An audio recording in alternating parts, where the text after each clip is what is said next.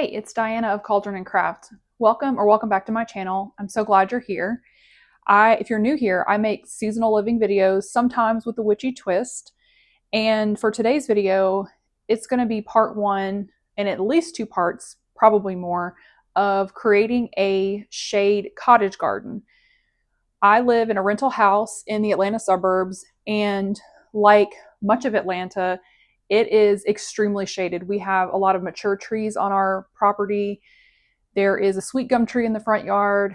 There is an oak somewhere. We get acorns all over the place. And I'm not sure about all the other trees. I know sweet gum and oak for sure, but that means that during the spring and summer and into the fall, our yard has majority shade, and that's a big reason why I have a community garden plot, well, two community garden plots that I use to grow vegetables and herbs, because I can't grow those in my yard. I just don't get enough sun. However, now that we've been here over a year and this is going into our second spring and summer, I was very careful to monitor the sun and shade patterns throughout the year, so I know where the sun is at what time of day and where the shade is. And I'll be honest, like, I did not know what I could grow in the shade. Like, my first year, I thought, well, I'm not going to be able to grow anything, because our front yard actually has landscaping, sort of. When we first moved in, there was like a mulched area in front of the house, like on either side of the door. But there's like these scraggly little plants in it that did not survive. We have a couple, I think there's some kind of myrtle that grow and they look kind of rough. I'm not going to do anything with those. But I did last year grow some moonflower and some coleus in the front yard that did okay. So I'm doing those again. I actually planted those seeds a couple weeks ago in my seed starting video, but now I need to actually start some perennials and some other plants that are going to grow in the shade where I live. The first one is Astilbe, and it's a perennial up to zone 8, and it actually prefers cooler weather. So it's one of the perennials that is actually good for zones 4 through 8, and I'm in zone 8. And these are bare roots, and they bloom in the summer. And I've heard that they may not bloom as large in the first year, but I'm hoping to get at least something, and they grow pretty tall. Then I'm going to do Hostas, which is like a very common shade, very common shade plant. And the variety I picked is called Big Daddy. Those are also, so both of these are what is called bare root perennials, where it's actually like started plants in the package, and I have to plant the bare roots in the soil to get them started. Then I'm going to do Begonias, which are nice, have nice flowers. And this has containers, but I'm going to plant some in containers, but I'm going to plant some in ground also and kind of see which ones do better. But this is a nice mix of different colors. It's going to bring a lot of color to the garden. And then I'm going to do elephant ears, which these require a little bit more sun. So I'm going to have to figure out where to put these. And this, so I got all of these from Costco. I didn't plan to get them from Costco. It was actually impulse purchases, but I started some seeds for the shade garden. So foxgloves, daisies, moonflower, and I think that was it. Maybe those 3. And I planned on putting in hostas and also ferns, but I was going to get them actually as like starts from the nursery. But when I saw them as like bare roots that are much cheaper, so all of these packages were $15 for the entire pack. So this came, Astilbe and Hostas came with 6 each. The Begonias came with 16. And then the elephant ears came with 9. So for $60, I got a lot of plants. They're over 35 plants for $60. That's a steal. And I do also have the other plants that I've started. And then I do want to get ferns from the nursery. So early in the spring, you can find fern starts, like small ferns, for like a couple dollars. So I'm going to start keeping an eye out for those to plug in the middle, in between all these other plants, like as I plant them. I also kind of worry that I overestimate how much space that I have. I did that last year in the community garden beds, where I knew how many feet I measured. I knew how many feet that I had, but I overestimated how many plants I could fit in it. And they did okay. Like, it's not going to be bad, But because this is my first year doing the shade cottage garden, I want to at least try everything. And I'm going to be planting primarily in the front yard, like I said, on either side of my front door. But I also have a spot in the backyard that is bricked off as if it was at one time a little planter area. And I'd kind of like to plant some stuff back there. I don't know what I'm going to do with 9 elephant ears. I have a spot that I have in mind for like 3, maybe, and then a couple maybe in the backyard. So I might start these and give them away, or, I mean, I don't know if I'd sell them, if I'd go through all that trouble, but I am going to start them all just to get them started and then see what happens. And maybe I'll place them in different places and see how they do. Because at least with 9, then I'll know, like I'll have plenty in case some of them don't do well. But that means I have quite a few to get going. I've actually been a little bit overwhelmed with this because there's so many. Because I need to gather my soil, and I have all my containers scattered around off camera, but I don't know if you can see, these were kind of in frame. I have all these jugs that I've been saving because I had it in mind that I was going to start seeds in jugs and put them outside. Like that's like that winter sowing where you can put them outside and they can start when they're ready. And all of these, so the Astilbe and the Hostas are technically ready to go outside right now. The weather in our area has been getting warmer. The nights are like in the 40s to 50s, and it's like in the 60s during the day. But we have chipmunks and squirrels everywhere. And I'm worried that if I plant the bare roots in the ground, that even if the chipmunks and squirrels don't straight up eat the roots, that they'll dig them up and then they'll die because they're not properly buried. So I'm going to plant them in these jugs as like free planters essentially. So I don't have to buy a bunch of pots, but then also they can establish and get bigger, and then I can plant them in the garden and hopefully give them a better chance. And in the meantime, I can try to figure out how to keep the squirrels and chipmunks from digging in the beds. I'm considering putting food out like on the other side of the yard, like come over here, there's actual food, don't dig in the flower beds. Some chicken wire, like little cloches maybe. I'm considering all of these things. There is landscape fabric already out there in the yard, and I'm torn because part of me wants to just pull it up so I have like soil that I can see. Because actually, I don't even know what I'm working with soil wise. Or just punch the holes in the landscape fabric and plant the stuff so that if a chipmunk or squirrel digs, then they're just going to hit the landscape fabric. Have to decide that. But first, the very, very first thing I need to do is actually soak the Astilbe and the Hosta roots because they're bare roots, so they need to be like woken up and rehydrated before they get planted. So I'm going to do that first while I gather my soil and get ready and like prepare all these jugs. I need to cut off the tops. So I have a lot to do before I can actually even put all of these in dirt. So let's start soaking. So I think these totes are one of the best things ever for lots of tasks, but gardening is one of the tasks I think it's really good for because so especially having the community gardens and I have stuff that I need to schlep around like fertilizer, my watering can, little garden tools. I just stick them in a bin and then I can just carry the bin around. At the beginning of the year, like at this time of the season when we're getting close to time to plant stuff, the water at the community gardens will be turned off because they're afraid of freezing. So our last frost date is in April. So those first few weeks, I'll put jugs of water in a tote so I can just take them to the garden because they don't have the water turned on. You have to bring your own water. So that's a use that I have for it. I was gathering all my jugs in a tote like this. And now I'm going to soak all my roots in here. So lots of great uses for plastic totes. I also have shallow ones that if you watched my seed starting video, you saw that I was like mixing dirt in a shallow tote. Love that size tote for that purpose.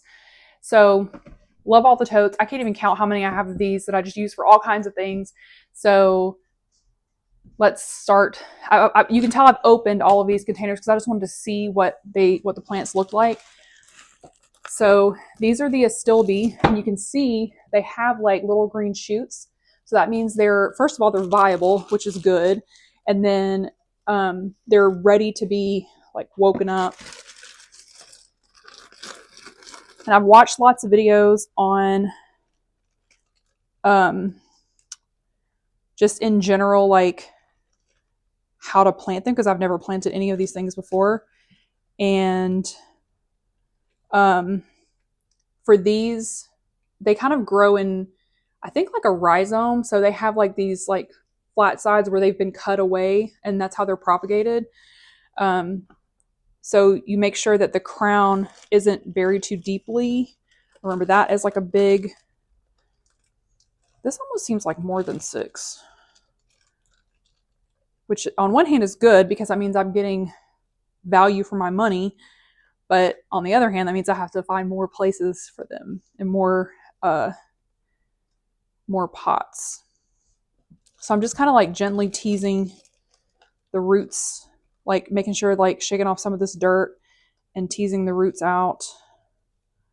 I'm really glad to see that they're like sprouting and that they're not dead. Because I watched this one video where a lady got her bare roots from Walmart and hers looked really rough. And she was worried that some of them weren't going to be viable. Okay, so this is really weird. This one has, okay, no. Okay, so I thought these were roots. They're actually shoots that are dried up. Okay. So that's 1, 2, 3, 4, 5.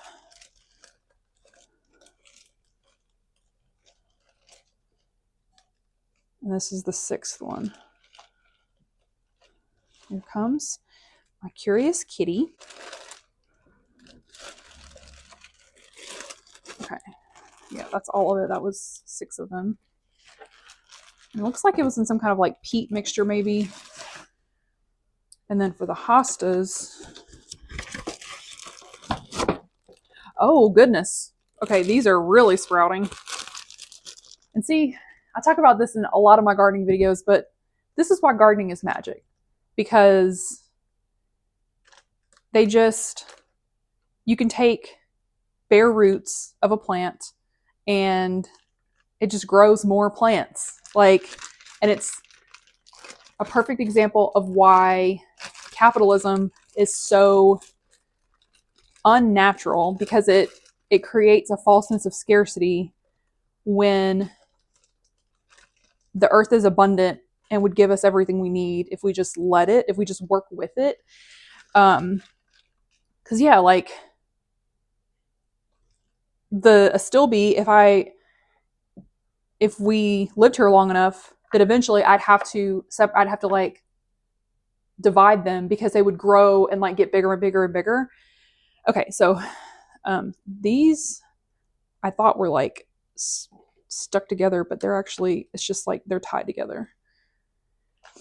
Okay, this is making me feel good about my, like, how they're gonna do. And I wonder if these even need to be soaked because they're already growing. So like, why do they need soaking? That's 3. I just hope they're not too, like, because you can tell they're kind of bent.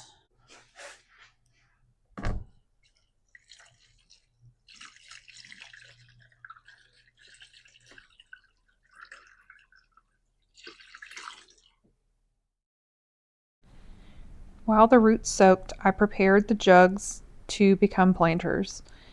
I drilled holes in the bottom of each jug, about 4 holes each, and then I'll use a box cutter to cut off the tops. You could also use scissors, especially for the white jugs. They're pretty thin and scissors work really well.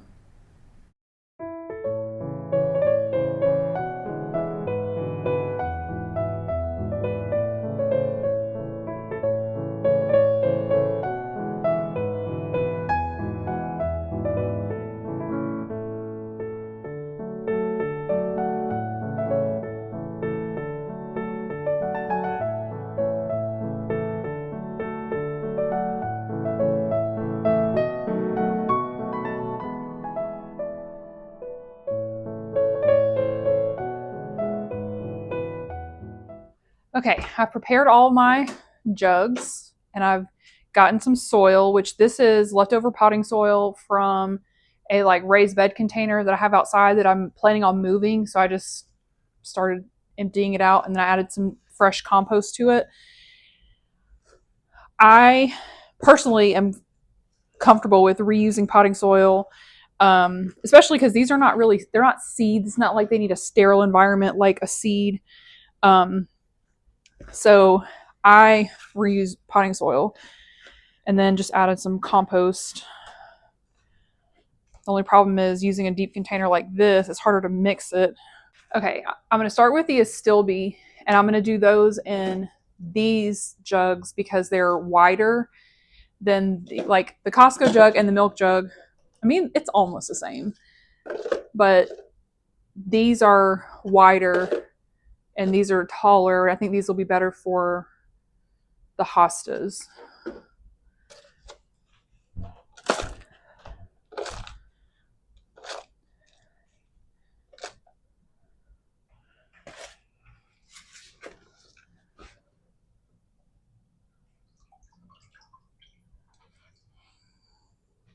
And once again, using my shallow tub to like pot it up so that it, let's see, all the videos I watched about like planting these say to like make sure the roots are kind of spread out so that they grow in a more spread out pattern. I think I need a little bit more dirt in this one.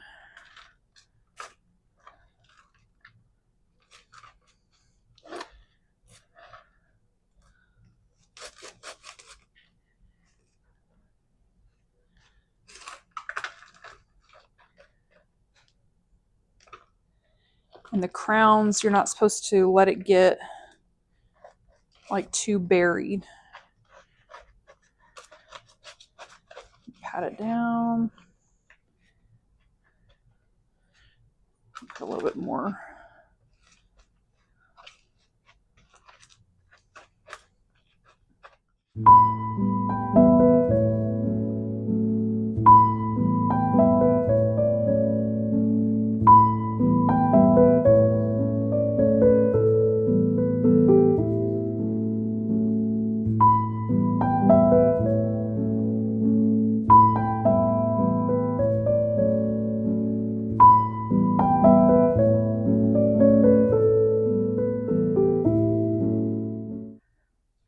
And for the hostas, you want to like kind of fan out the roots a little bit and make sure they mound over the dirt so that the roots continue to grow down. So I kind of created like a little mound in my pot.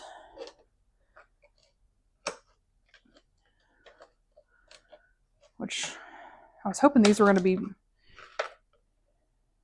deep enough. Maybe I should have cut them deeper. It's like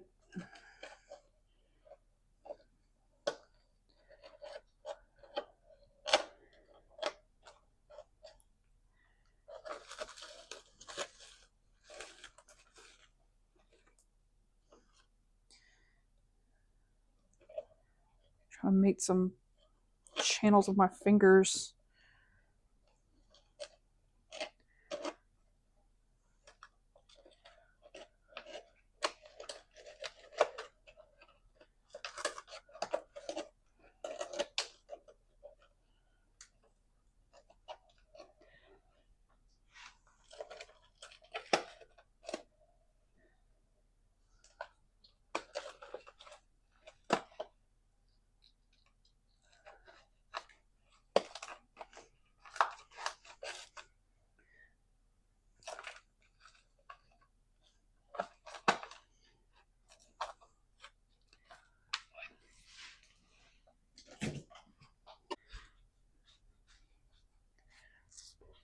Okay, so that's the two perennial plants that I'm going to plant outside.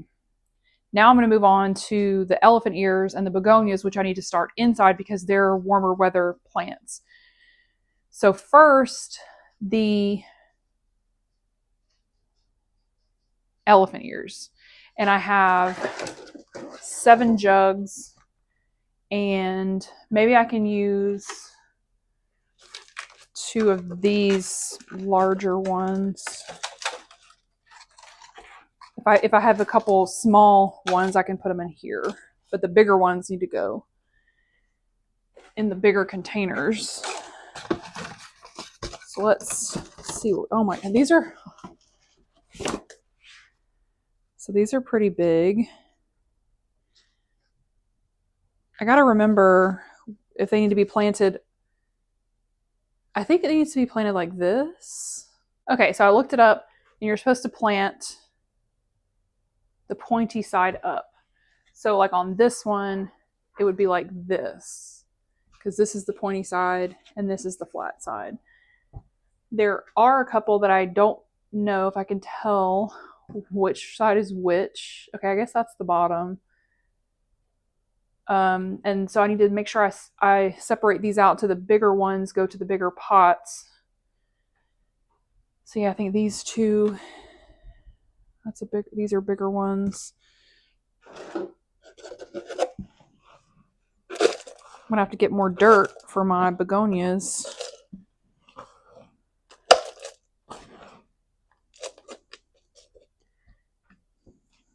Stick that, is that too?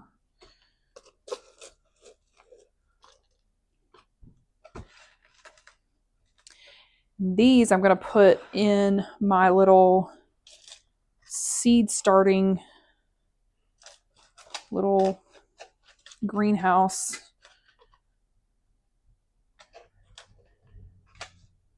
I don't know how deep I'm supposed to plant them. Okay, it needs a couple inches on top of the bulb, so I'm adding some more dirt all the way to the top. Elephant ears are Calocasia, which are related to Alocasia, which is a popular houseplant. And I've been admiring a lot of Alocasia lately when I go to Home Depot. So I think that's going to be probably my next houseplant is going to be a Alocasia. And I never saw elephant ears in people's yards when I lived in Tennessee. But now in Georgia, well, obviously it's a little bit hotter here and more humid, and the humidity is probably about the same. I saw so many yards with elephant ears last year, and I love them. I think they're beautiful and so dramatic looking. So when I found this at Costco, I would have paid $15 even for less than 9. But the fact that there's 9 makes it even better. Now I just got to find homes for all of them. So I think this one needs to go in the last bigger container.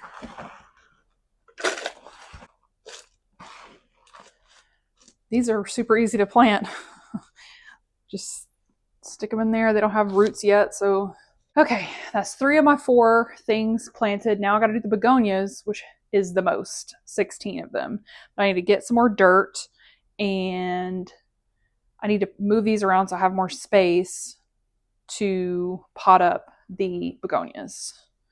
For the begonias, they look, I guess, kind of similar to the taro root for the elephant ears, but they're kind of like, I don't even know how to describe this shape, but they have like a concave side and a convex side, and you're supposed to do the concave side up. And these are actually all packaged separately because they're different colors, and they actually have a recommended pattern for doing them in containers. So I think I'm going to label them to make sure I keep up with what color is what, so that if I decide to use some kind of design, then I'll know what color is supposed to be what.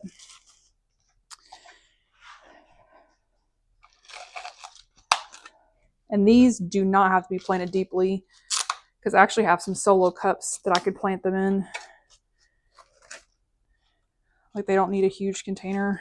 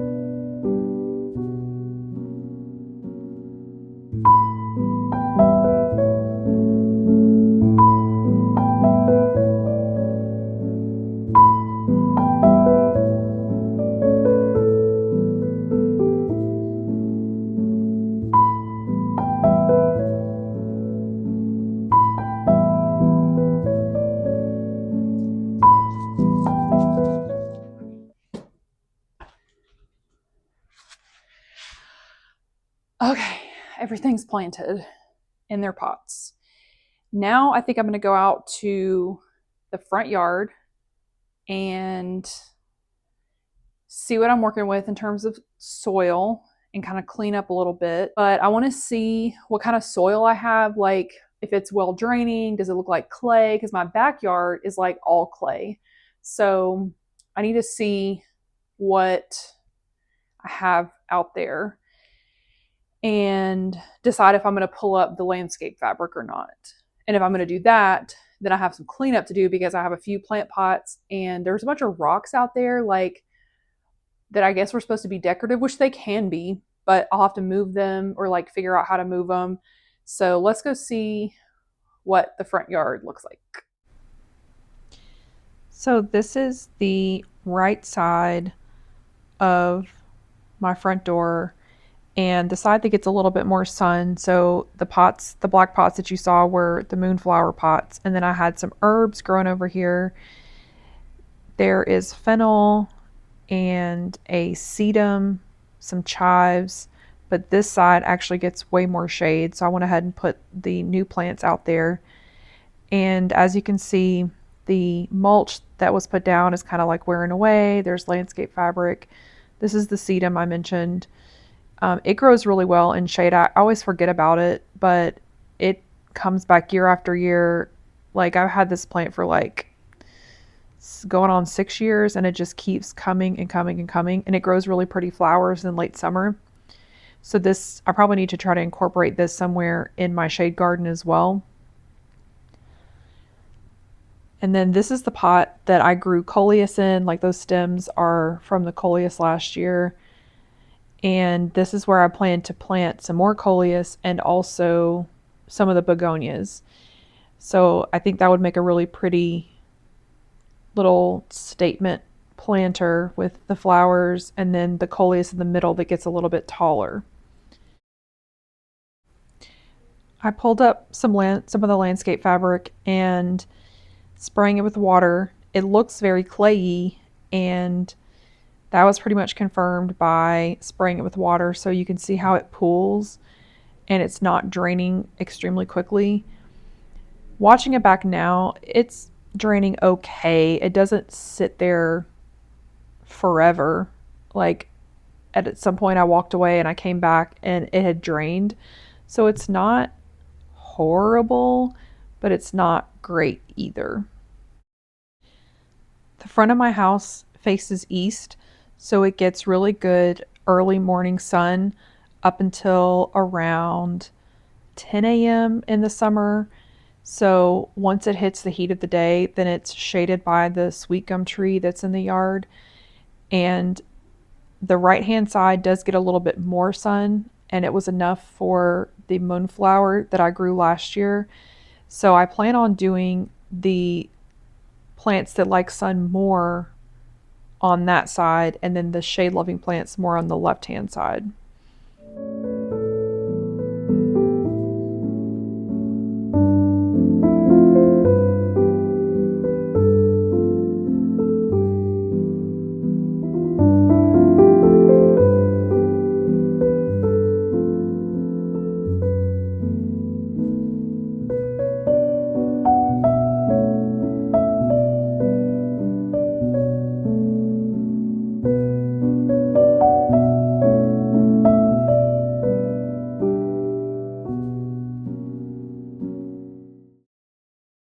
So I'm pretty disappointed that it looks like heavy clay soil that I have in those beds. And I have an idea, like in concept, I understand what I need to do to fix it, but I don't know the scope. So if I add compost, probably topsoil, some sand, like mix all that in there, then that will reduce the clay, by volume, by just adding more dirt to it. But I don't know how hard that will be. I don't know how deep I have to dig. So I'll have to do some research on that. And thankfully, it's still early in the season. It's not even March yet. So I'll have time to figure it out. Because a lot of the plants that I have can start now, but like they're good to wait a few weeks. Like some of them need to just, like the begonias need to sprout and grow before I can even put them outside. So I have some time and I can understand the scope of what it will take to make the ground less clayey and drain better. And I knew that's what I was going to be dealing with in the backyard. Like I won't even show the backyard area because it just is a mess. Not that the front yard is not a mess, but I definitely need to pull up the landscape fabric because that will help it like dry out more and drain. Hopefully that doesn't make it impacted because the clay in the backyard is impacted basically. So at least up here it's like wet and probably easier to dig. And then I'll do some research and understand the scope of how to fix it. And after I realized that I still needed to plant my foxglove and daisy seeds. So a couple weeks ago on my spring spring seed starting video, I started some seeds in like wet paper towels and I planted them in some dirt. And with foxgloves and daisies, they need light to germinate, but they need to stay moist. So I basically took the damp paper towel and like faced it down, and I'm hoping that helps keep them more damp, and then I'm able to like pull the paper towel off.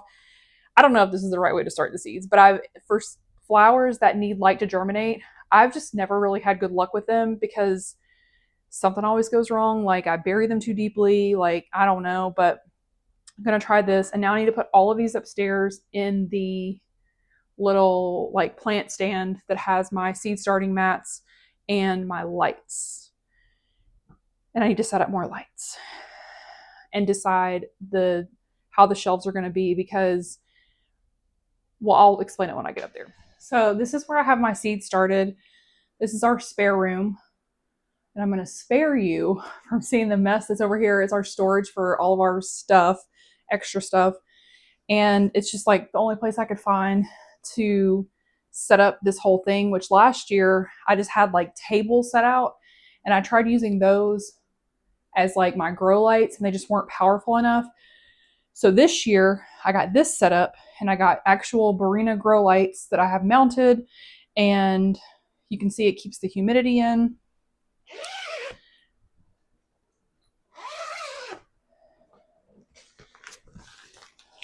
So it's actually quite humid. I have this actually on a rubber mat so that the water doesn't damage the floor.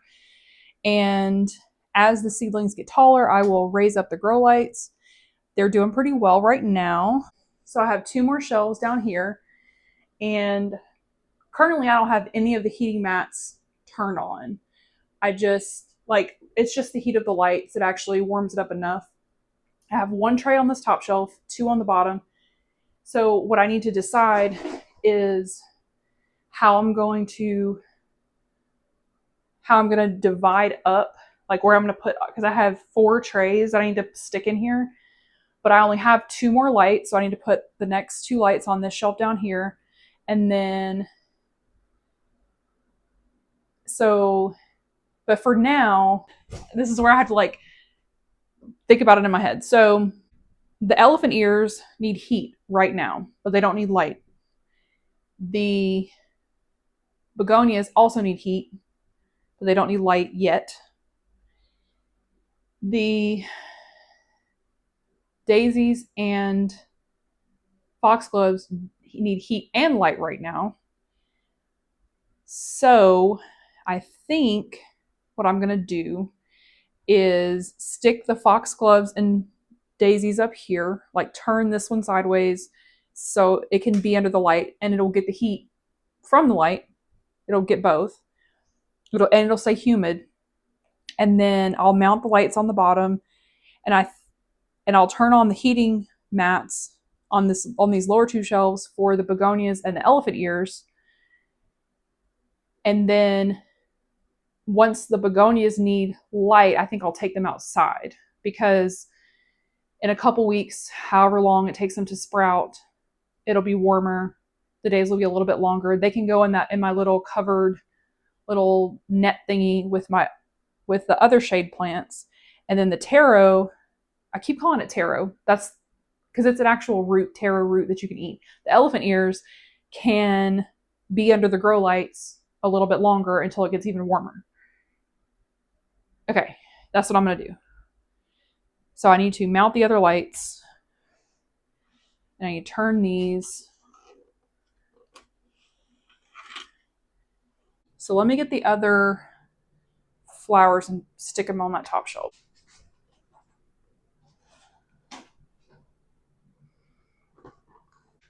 Okay, and then I have more room in this tray if the mood strikes me to start some more plants. So now for the grow lights. I guess technically the begonias and elephant ears don't need light yet, but it'll just be easier if I go ahead and get these mounted. So I bought a pack of 6 of these 2-foot lights because I knew, like I looked up the dimensions of the greenhouse and they're perfect. So I started out with 1 per shelf, and then I realized quickly that was not enough. Like the light is just not, it's powerful, it's bright. I actually have these little like metal, it came with these little metal guards that help the light be focused that way. But the earliest sprouts that I had were like reaching towards the middle light. So then I rearranged and put 2 per shelf. And so I'm thinking about buying another set, honestly, and to have another down here, but I don't think I'll need them. I don't think, but we'll see. But they weren't that expensive. It was like $60 so like $10 a light I feel like is a good deal. And they daisy chain together, so they come with all of the parts to hang them and to like string them all together. You can have up to 8 of these on 1 plug, and I have the plug on a timer so that they come on at the same time, like around 6 a.m. and they go off around 10 p.m. So I think this was a great investment and something I'll be able to use year after year. My husband made fun of me because this is the 3rd little greenhouse thing I've bought. And I had to remind him that my first one in our old house that I bought to be like a cold frame seed starting thing, it blew away because it was taller. Like it was actually like you could walk into it, and it had shelves on either side. And I had it on my back porch, and it blew away like in a spring storm. And so then the second one I bought was the frame that I showed putting on top of the other plants outside. That's actually the frame from a greenhouse I bought a couple years ago to be like a cold frame, keep my plants warm during the winter. That actually worked really well. And then I had it over my like little raised bed on my back porch. If you watched the video from like 2 years ago, gardening on a 64 square foot patio, I had it from then. And I pointed out that I still have it and I still use it quite a bit. So I still have the plastic that goes over it to be like a greenhouse. And then I started putting the netting over it to keep birds out and other critters. So still have it, still use it, but I can't fit it in here. So then I needed another solution for seed starting for this year. And this is something I can use year after year. The seed mats, I've had those for years. So I just kind of keep every year try to upgrade a little bit and do like the next upgrade and to make it a little bit better than the year before. Okay, so first I need to put on the little guards.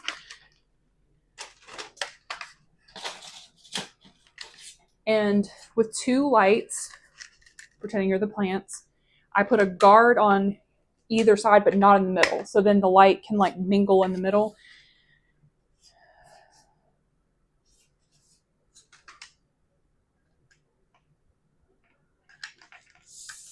So these just slide in.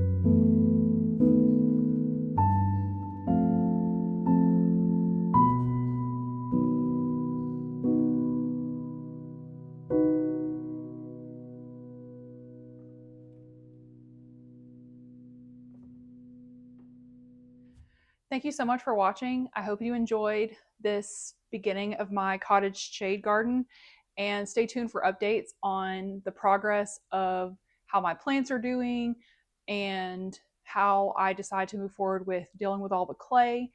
So thank you again, and I'll see you next time.